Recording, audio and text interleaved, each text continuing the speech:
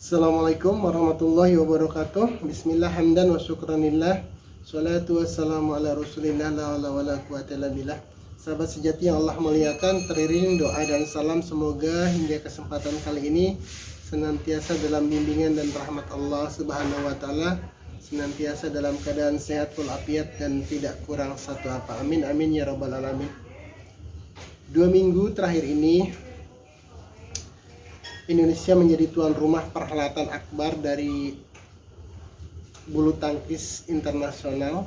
Seminggu sebelumnya ada Indonesia Master, dan pada momen itu Indonesia tidak kebagian gelar. Kemudian sekarang atau hari ini tepatnya akan dilangsungkan mungkin semifinal dari Indonesia Open, di mana Indonesia masih berpeluang untuk mendapatkan gelar dari beberapa perwakilannya, dari beberapa atletnya. Menarik mengamati momen-momen seperti ini, di mana ketika atlet yang sedang bertanding, yang sedang lelah, yang sedang kecapean, yang sedang banjir keringat, terkuras energi dan emosinya, kemudian dikomentari oleh sedemikian banyak orang dengan beragam komentar. Selalu menarik mengamati komentar-komentar netizen, khususnya komentar-komentar amatir dalam tanda kutip, yang kadang menilai sebuah pertandingan atau performance atlet itu hanya dari satu sudut pandang saja. Mereka kadang tidak peduli bagaimana kondisi si atlet, bagaimana atau siapa lawan yang sedang dihadapi. Pokoknya dengan fanatisme dan sudut pandangnya si atlet harus menang.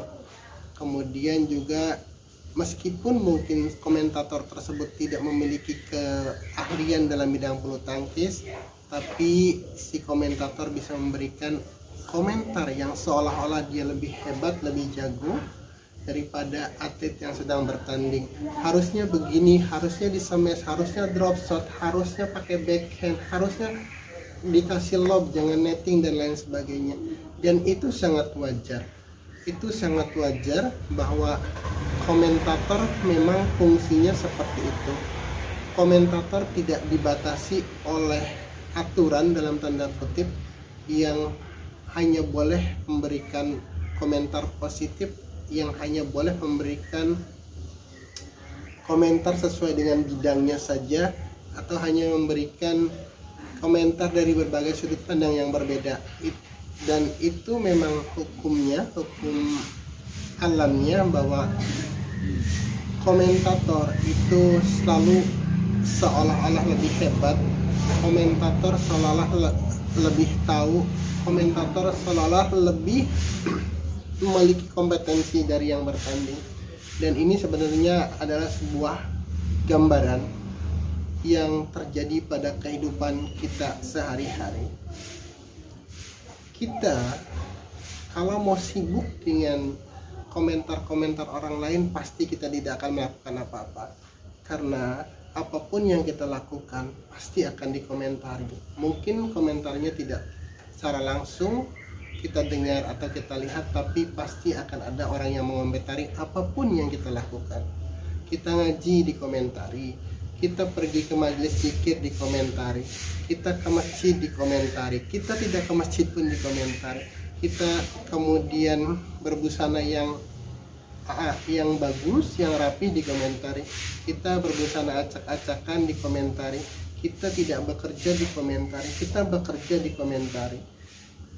Segala hal apapun yang kita lakukan itu pasti akan mendapatkan komentar oleh orang-orang yang berada di sekitar kita, yang melihat kita. Dan sekali lagi, itu sangat wajar, itu lumrah, itu alamiah, karena mereka punya mata, karena mereka punya pendengaran, karena mereka punya media informasi yang memungkinkan mereka untuk mengomentari kita. Dan lagi, kalau kita hanya sibuk untuk memikirkan komentar mereka, niscaya kita tidak pernah melakukan apapun. Apalagi konon kita memasukkan semua komentar itu ke dalam hati kita, kemudian diteruskan otak kita menjadi panas, jadi tidak nyaman dengan komentar-komentar tersebut, maka itu bukan kesalahan komentator, tapi kesalahan kitanya sendiri. Kesalahan kita adalah bagaimana kita tidak memanage komentar-komentar tersebut agar kemudian tidak mengganggu pikiran kita, tidak mengganggu irama atau suasana hati kita. Jadi sama seperti dalam pertandingan, seorang atlet ada yang sangat terpengaruh dengan komentar atau sorak riuh rendahnya penonton, kemudian ada yang bisa memanagenya sebagai motivasi. Di sisi lain ada yang kemudian sorak-sorai penonton, komentar penonton ini menjadi si atlet down. Jadi itu adalah bukan masalah siapa yang berkomentar, siapa yang bersorak-sorai, apa yang dikomentari, tapi sebenarnya lebih pada kondisi si atlet tadi kalau dalam pertandingan. Kalau dalam kehidupan nyata, dalam realitas kehidupan kita, bukan komentarnya yang harus kita salahkan, bukan masalah siapa yang mengomentari, tapi bagaimana kita memanage pikiran dan hati kita untuk bisa menangkap, atau bukan menangkap, tepatnya mengolah informasi atau komentar yang datang kepada kita itu sebagai sesuatu yang tidak mengganggu kita. Kalau komentarnya memang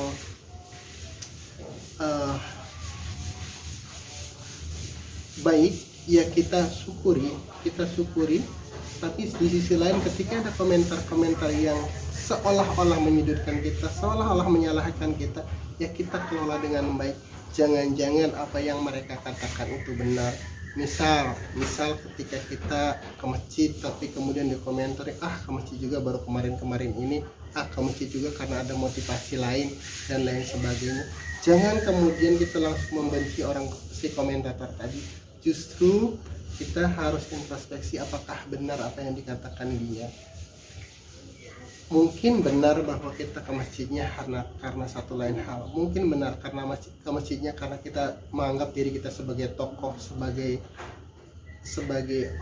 ustadz, sebagai orang alim, sebagai pengurus masjid dan lain sebagainya. Mungkin itu benar.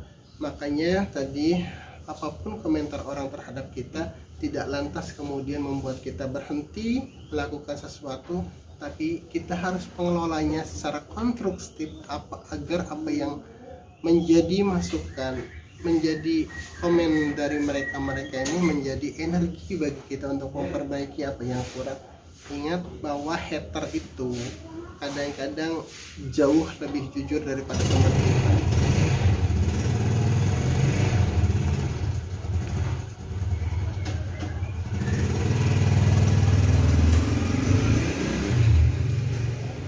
Saya ulang, kadang-kadang hater itu jauh lebih jujur dari teman kita. Kalau kita misalkan minta pendapat kepada teman kita bagaimana sikap atau sifat kita selama ini, rata-rata teman kita akan menjawab dengan alasan apapun, akan menjawab bahwa kita sudah baik, kita sudah benar, sudah sesuai dan lain sebagainya. Meskipun sebenarnya mungkin tidak seperti itu, karena alasan sebagai teman saja kemudian komentar-komentar atau masukan-masukan itu bersifat positif, seolah-olah bersifat positif. Tapi justru kadang-kadang hater kita itu lebih pure, lebih murni penilaiannya. Kalau dia memang melihat kesalahan pada diri kita, kekurangan pada diri kita, maka mereka akan ungkapkan. Dan itu yang harus kita tangkap, karena sekali lagi pendapat, masukan, komentar itu jauh lebih orisinil dari orang-orang yang membenci kita daripada masukan atau pendapat dari teman kita. Tinggal sekarang masalahnya bagaimana kemudian kita mengelola informasi, komentar, masukan itu agar menjadi hal yang positif dan konstruktif, bukan justru sebaliknya. Ketika kita mendapat pujian dari teman, kita seolah-olah sudah benar-benar baik, tapi ketika mendapatkan komen atau kritikan dari orang lain, kita langsung down. Tidak seperti itu. Makanya diperlukan stabilitas batin yang mumpuni, yang kuat, agar kemudian informasi, komentar dan lainnya yang masuk atau yang kita terima itu akan menjadi bahan bakar bagi kita untuk maju lebih baik, bergerak lebih cepat, dan lebih mawas, lebih introspeksi diri, lebih terus berupaya untuk melakukan kebaikan dan perbaikan. Itu yang seharusnya kita lakukan. Sebagaimana juga para atlet yang sedang bertanding, mereka bisa menjadikan sorak-sorai penonton itu sebagai motivasi bagi mereka untuk bertanding dengan baik dan meraih gelar juara. Pun kita bisa menjadikan masukan, kritikan, komentar dari orang-orang yang mungkin dalam tanda kutip membenci kita itu sebagai motivasi juga, sebagai bahan bakar juga, sebagai energi bagi kita untuk terus berbuat yang terbaik yang mungkin bisa kita lakukan. Jadi seharusnya kita berterima kasih kepada para hater itu, karena mereka sudah meluangkan waktu bagi kita untuk mengkoreksi atau menemukan kesalahan-kesalahan kita, karena jarang sekali orang yang bisa menemukan kekurangannya sendiri. Saya ulang, bahwa jarang sekali orang yang menemukan kekurangan pada dirinya sendiri. Justru orang lainlah yang lebih jelas, lebih melihat kekurangan kita. Dan itu yang saya tadi bilang, kita harus berterima kasih pada mereka yang sudah meluangkan waktu dan atensinya untuk mencari kesalahan kita. Tinggal tugas kita adalah memperbaikinya saja. Jadi sekali lagi, tidak harus membalas orang yang membenci kita dengan kebencian, tidak harus kemudian membalas orang yang berkomentar kepada kita dengan komentar yang lebih menyakitkan, tidak harus kemudian kita down, kita justru tertekan, tidak. Justru sebaliknya, bahwa inputan baik komentar maupun kritikan itu adalah sebagai sarana kita untuk mawas dan evaluasi diri, untuk kemudian membuktikan. Sebenarnya tidak perlu membuktikan, kita hanya perlu untuk terus melakukan yang terbaik yang mungkin kita lakukan sesuai dengan aturan yang ada, sesuai dengan tatanan, dan sesuai dengan syariat yang sudah digariskan. Jadi itu dari perhelatan bulu tangkis ternyata kemudian kita bisa duplikasikan, bahwa realitas kita pun seperti itu. Akan ada selalu sorak-sorai, ada selalu cemooh, ada selalu komentar-komentar negatif, dan pasti di sisi lain juga kita akan menemukan orang-orang yang mensupport kita, yang mendukung kita agar kemudian balance. Karena kadang ketika kita disanjung terus, dipuji terus, kemudian lupa. Ini banyak kejadian, baik itu di lapangan atau di komunitas olahraga maupun di realitas kehidupan kita.